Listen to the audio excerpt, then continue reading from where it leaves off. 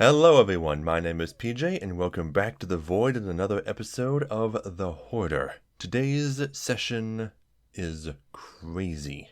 So many random encounters, starting with the one that I alluded to at the end of the previous video. As the heroes are going through all the treasure, Boren starts complaining and acting like a stubborn old man. Like, my feet are cold. When are we leaving? I need to get some clothes. Can't a dwarf get some decent air around here? I want to go home and read my stories. So Balthazar decides that keeping Boren with them is going to be a problem, so he decides to personally escort Boren out of the dungeon and back to Rivercrest, which is the explanation that I give for Balthazar's player being absent. So Balthazar won't be playing much of a role during today's session beyond this point. While the rest of them are counting the treasure and while Zaymot is attuning to his new holy symbol, 3 orcs from the north wander into the room. They see that Velzol is dead and they immediately get angry. Serge tries to become their new leader. He claims that he is the one who killed Velzol, and that makes him their new leader. But I have to remind him that the god of the orcs, Grumsh, and the god of the goblins, Maglubiet, hate each other. Orcs are never going to listen to a goblin, so a fight breaks out, but the orcs are easily dispatched. There's only 3 of them. So after they count all the treasure and after Zaymot finishes attuning, they immediately head out the way they came. So there is absolutely no resistance on the way out. And as they are leaving the cave, they hear footsteps coming from behind them. They look back, and just beyond the edge of their dark vision and torchlight, they see a rather strong-looking, very muscular, tall orc with enormously long tusks that go up and over his head, wearing a long black cloak decorated in lots and lots of tiny diamonds with a few tiny rubies decorated here and there. And he's holding a long black gnarled staff, on top of which is a big ruby, and floating around the staff are 3 severed octopus tentacles. And as he looks at them with this blank stare and a big wide grin, he just waves to them and says, "Bye. Have a pleasant journey." But instead of leaving, they turn around and begin talking to him. And he's like, "Oh my, how rude of me. I wouldn't have said goodbye if I'd known you were staying." They talk to him for a while, and it soon becomes apparent that this special orc is the Orog warlock that they have heard so much about, Gorshak Shadowcleft. He explains that now that Velzol is dead, the Skullcrusher clan is no more, and now it is his job to find a new leader for the clan, and a new name in the process. They talk for a while.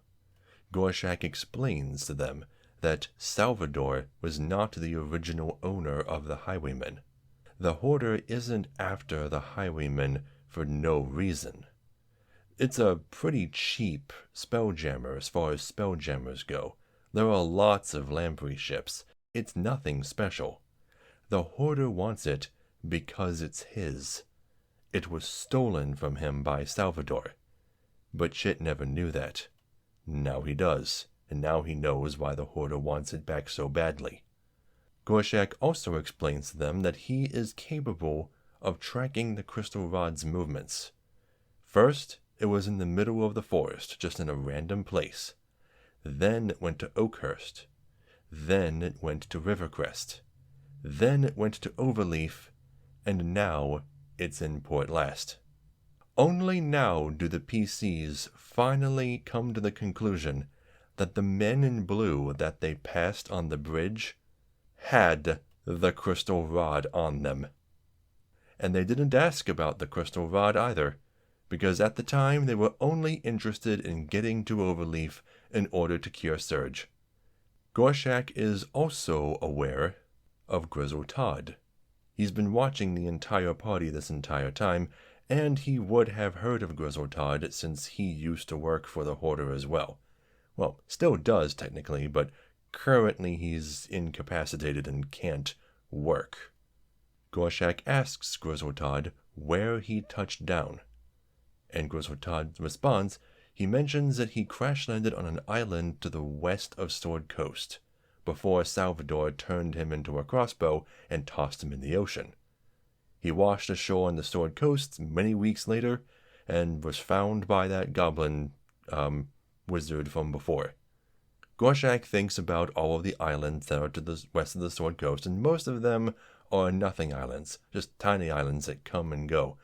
But the only one of particular note is the island of Gundolin. Chint determines that that is where he will find Salvador, and decides that that will be his next destination if they can't get a hold of the crystal rod, which they now know is in Port Last. They also know that that's where the remaining Skullcrusher orcs went, so things are about to go down. Finally, Gorshak explains to them that he's telling Chit all of this because he believes that Chit is effectively working for the Hoarder. Chit wants to be free, Chit wants to have the highwaymen to himself. All he has to do is bring the highwaymen to the Hoarder's island. Once he touches down, he'll be free to take the highwaymen wherever he wants to go. Chit's player, Tyler, requests an insight check, so I roll it for him, and I tell him that he appears to be telling the truth about everything. And he tells him that the Hoarder's island is called Shagor Izhund. Now I explained to the party that the rest of them, specifically Zaymont and Serge, when he says that, that's all they hear is Shagor Izhund. But Chit hears something else because he understands the language. It's Deep Speak, and it translates to Treasure Island. So, with all this information in hand, the party realizes what they must do. They need to get to Port Last as soon as possible. So they leave the cave, and Gorshak once again waves bye to them. Bye. Have a pleasant journey. Before backing up into a black portal full of stars. When the party exits the cave, they find Eldrenthal and a few other druids have arrived on the scene in order to greet them and see how they're doing. The party tells them that they have defeated Velzol and freed the dwarven slaves, including Zaymot's father. That is all Eldrenthal needs to know.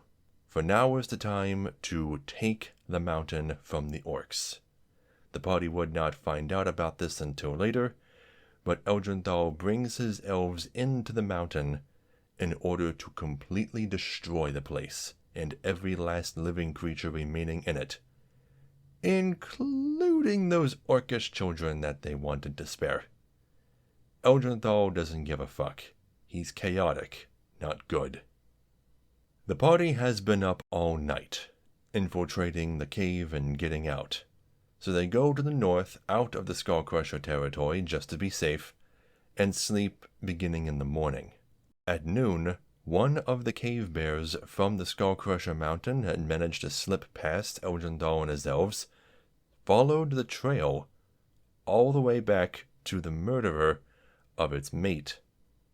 And they attacked the party in their sleep, because I rolled that all of them were asleep at the time, and it nuzzled Serge until he woke up and they made eye contact. So the party fights the bear, who does a lot of damage to Serge right away, but in the end, it's very easy to take out the bear for them.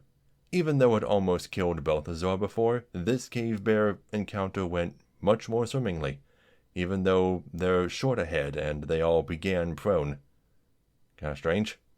So they continue trying to sleep, only to once again be interrupted by a giant boar during Chit's shift, Q encounter number 3.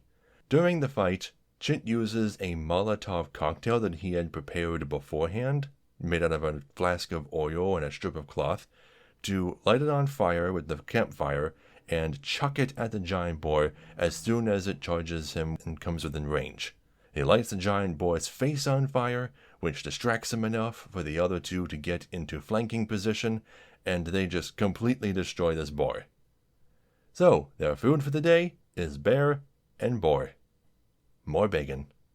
After they finally wake up around 4 p.m., they don't have many hours of daylight left to travel, so they just head west as best as they can, but eventually they arrive at Hoarder in the middle of the night. Hoarder is the village of good-aligned orcs that they were told about before when they went to Grumblewood. What few orcs they can see are not dressed in armor or wielding weapons, but are rather dressed as commoners. When they enter the village, they all begin looking at them and whispering amongst themselves, and finally, a couple of friendly orc guards approach the party to ask them what they're doing.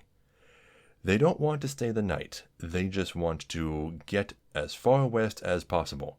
So, the orc guard is polite enough to give them directions. He tells them to follow the river south, cross the bridge, and then just keep heading west from there, which are the inverse directions that they were given by the goblins on the other side of the river. So, they head south, they cross the bridge, and then they make camp just past it. In the middle of the night, they are attacked by goblinoids. A bunch of goblins surround them in the bushes, and an unarmed hobgoblin approaches them. He is not there to hurt them, necessarily. Chit is the only one awake at the time. Chit is on guard duty. I randomly roll for who's awake when a nighttime encounter happens. The hobgoblin explains that he is here to take them prisoner, and that if they throw down their weapons and allow themselves to be restrained, that no harm will come to them, that they are outnumbered, and that the best course of action is to surrender.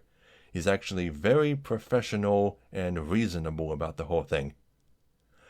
Unlike Chit, who pulls out his gun and blows the hobgoblin square in the forehead, killing him instantly.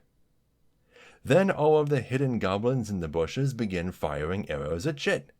And these goblins are very stealthy. Not only are they very far away and in the dark, but the campfire is also letting them see Chit, whereas he can't see them at all. He's only got the light of the campfire, and the two people with dark vision are still in bed. However, the gunfire does wake them up, but it takes them a while for them both to get up, and for Xamot to equip his shield, which takes an action, and for them to finally start, dealing with this problem that Chit got them into.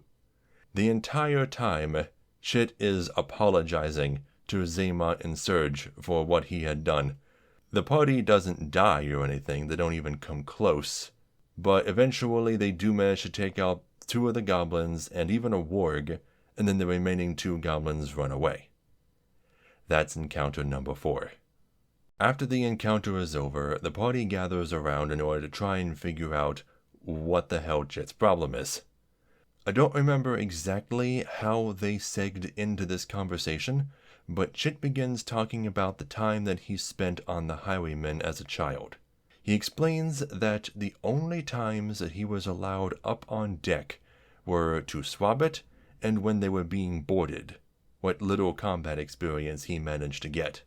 He also explains that during one of the times when he was up swabbing the deck, he looked out into the distance, and he saw the lesser deity Shandakul walking through space, going wherever he pleased, doing whatever he pleased, and not caring what anyone else thought of him. The Wanderer, the Journeyman, the god of travel. Chit realized right then and there that that's what he wanted to do, to be free and to travel at his own whims. He then asks the other 2 why they serve their respective gods. Xamot doesn't really have much of a good explanation other than that Bahamut is the god that his town reveres. There is a temple to Bahamut there, and the other dwarven clerics in Rivercrest worship Bahamut. That's all there is to it. Bahamut's a very popular deity, especially those who practice both war and healing, which are Bahamut's 2 domains. As for Surge, however, he never questioned why Maglubiet was his chosen deity, and I explained to him Maglubiet is not a good god. Maglubiet is a tyrant. Maglubiet forces the goblinoids to be war machines, and treats them as such. the non-good goblins of Grumblewood would never have worshipped him. Now, this is, of course, just a mistake of character creation. I believe when he was making his character, and he told me that Surge was like chaotic neutral, I thought he was going to be a bit more mischievous. So I told him the first goblin god that came to mind, which was the leader of the Pantheon, Maglubiet, and Surge's player just wrote down the name. I suppose I should have explained it in more detail, but Surge ended up being a really good guy. Maybe we should change his alignment to chaotic good. Either way, I told Surge's player about another goblin deity, the only good aligned goblin deity that I know of, Kika Nuti. And he's going to do some research on her and maybe switch Surge's religion. So, the next morning, they continue heading west, with Chit in the lead. Cue random encounter number 5, when Chit steps on a vine and a big pile of vines, and they come to life, smack him in the face, wrap around his torso, and start crushing him for almost all his health in damage. I think it did like 28 or something. I forget exactly how much damage it did, but it was a fucking lot, and it almost killed him in the first turn. And now he's also grappled by the vines as well. Surge goes first. He backs up and he fires. He's getting ready to fire a firebolt at it because it's a plant. It seems reasonable, right? But I tell him, I'm trying to warn him about this because this thing is resistant to fire, and I tell him that the vines look particularly wet and slick. So he rethinks his plan. He decides, oh, well, if it's a plant, and if it's wet, then I should use Chromatic Orb and make it lightning elemental. You might already see where this is going. I don't have the best poker face at my D&D table, so I'm really glad that Surge's player wasn't looking at me when he said lightning. So I tell him, Surge fires a lightning elemental chromatic orb at the vines, and the electricity seems to spread throughout all of the vines and make the vines bigger and stronger. The vines now look invigorated and don't appear to have been damaged at all. The look on his face when I said that. From that point, they thought that this thing was just immune to spells. So that was funny. When the vine's turn came up, or rather, you probably know what it is by now. It's a shambling mound. Since it already had a grappled creature, it was able to automatically engulf Chit, bringing Chit inside of itself, suffocating him, blinding him, crushing him. But Chit be a hippo. So not only does he have really good strength and proficiency with strength saves, he's also got advantage on all strength checks for being a GIF. So he easily manages to escape the grasp of the vines and starts trying to get away from this thing. One more hit and he will be dead. So what they do is they start backpedaling, with Chit disengaging and backing up his full speed. The shambling mound only has a speed of 20 feet, so whenever it dashes in order to catch up to him, it has to stop in melee.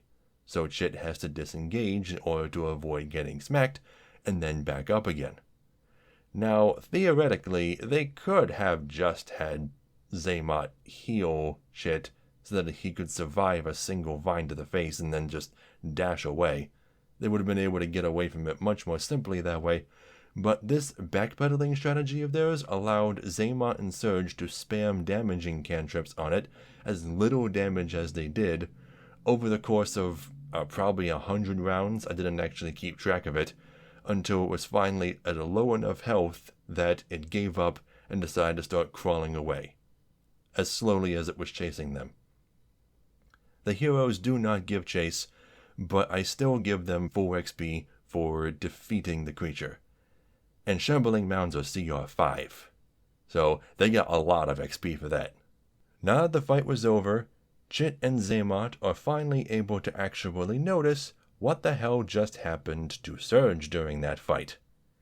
When Surge used his chromatic orb, a wild magic surge occurred that caused him to suddenly grow very big pimples that exploded. Luckily, nobody was around him to take the acid damage that it would normally deal, but now he is horribly disfigured until the month is over, and you will have disadvantage on all charisma checks until that time.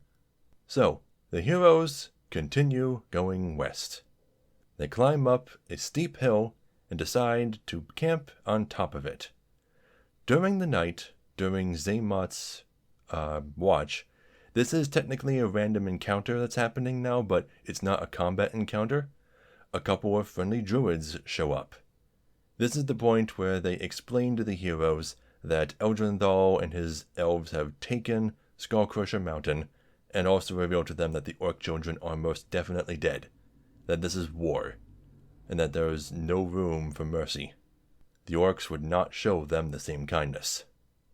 That's all. They just wanted to give them a status report, but then they also give them directions to the druid camp that they had been to before.